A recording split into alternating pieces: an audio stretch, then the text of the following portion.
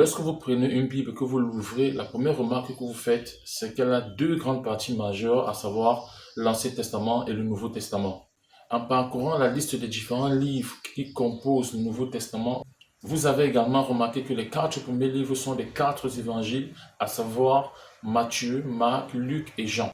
Nous allons ensemble pendant quelques minutes et à la lumière de la Bible, comprendre pourquoi ces 4 évangiles ne peuvent pas faire partie du Nouveau Testament. Mais avant ça, pensez à vous abonner et à liker la vidéo, très important.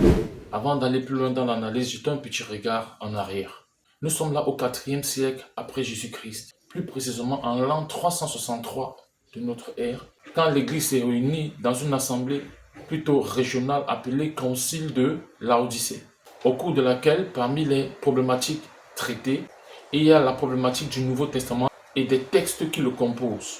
Pour y parvenir, l'Église décide que le Nouveau Testament est l'ensemble des écrits relatifs à la vie de Jésus-Christ et à l'enseignement de ses premiers disciples reconnus comme canoniques. Suite à cela, ils décidèrent que tous les livres que vous connaissez aujourd'hui comme composant le Nouveau Testament sont ceux qui sont acceptés comme tels, à l'exception du livre de l'Apocalypse, qui sera canonisé et compté parmi les autres lors du concile de Rome en 382 après Jésus-Christ. Concile qui, à la différence du concile de Laodicée, était plutôt une assemblée synodale ou locale. De plus, du livre de Matthieu jusqu'au livre de l'Apocalypse, les textes n'ont pas été classés selon la date d'écriture, mais plutôt suivant une progression logique. Mais maintenant, vu que les 4 évangiles parlent essentiellement de la vie de Jésus-Christ sur terre, depuis son incarnation jusqu'à sa résurrection en passant par sa mort, il y a vraiment lieu de se demander s'il était approprié de les mettre dans la liste de tous les textes qui concernent ou qui composent le Nouveau Testament. D'une façon directe pour certains et indirecte pour les autres, la Bible va nous donner quelques réponses à ce sujet. Matthieu 5, verset 17 à 18 dit, et je cite, « Ne croyez pas que je sois venu pour détruire la loi et les prophètes. Je ne suis pas venu détruire, mais pour accomplir. Amen, je vous le dis, jusqu'à ce que le ciel et la terre aient passé.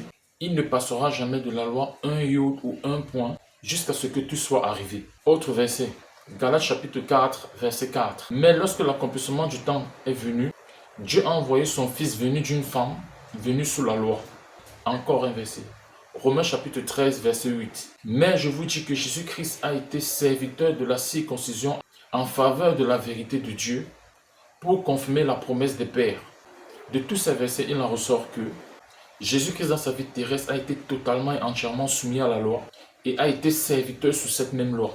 Sinon serviteur de la loi, tout en confirmant et en accomplissant tout ce que la loi et les prophètes ont déclaré à son sujet. Dans ses enseignements, il parlait d'une variété de sujets tels que le royaume de Dieu, la justice de Dieu qui s'exprimait par le pardon des péchés, le jugement de la nation d'Israël, la pratique scrupuleuse de la loi. Il parlait de la vie éternelle, de l'envoi du Saint-Esprit et beaucoup d'autres choses encore. Ainsi, à travers ces enseignements, il confirmait les oracles des prophètes et la loi. De tout ceci, on peut simplement déduire que Jésus-Christ est venu sous l'ancienne alliance. Ses enseignements et ses pratiques ne s'écartaient pas de la loi et des prophètes. Par conséquent, les 4 évangiles ne sauraient donc être considérés comme faisant partie du Nouveau Testament. Si c'est dans le cas, quels sont les textes qui doivent être considérés comme composant le Nouveau Testament? Pour répondre à cette question, je vais lire un verset qui va nous éclairer suffisamment à ce sujet. Hébreux chapitre 9, versets 16 et 17. « Car là où il y a un testament, il est nécessaire que la mort de celui qui a fait le testament survienne. Car un testament n'est ferme qu'en cas de mort, puisqu'il n'a aucune force tant que celui qui a fait le testament est encore en vie. » Puisqu'il s'agit exclusivement de Jésus-Christ ici, la nouvelle alliance ou alors le Nouveau Testament ne pouvait entrer en vigueur qu'après la mort de Jésus-Christ. Du coup, le Nouveau Testament devrait comporter des textes post-résurrection, c'est-à-dire des textes qui relatent la vie des apôtres avec leur relation avec le Christ après la résurrection. En l'occurrence, Actes des apôtres et tous les autres textes, en dehors des 4 évangiles qui ne parlent essentiellement que de la vie terrestre de Jésus-Christ. Pour faire simple, le Nouveau Testament commence et devrait commencer par Actes des apôtres et non pas par les 4 évangiles. Alors dites-moi dans les commentaires si vous êtes d'accord que le Nouveau Testament devrait commencer par Actes des apôtres ou alors par les 4 évangiles. N'oubliez pas de vous abonner et de liker, partager la vidéo. Vous êtes bénis.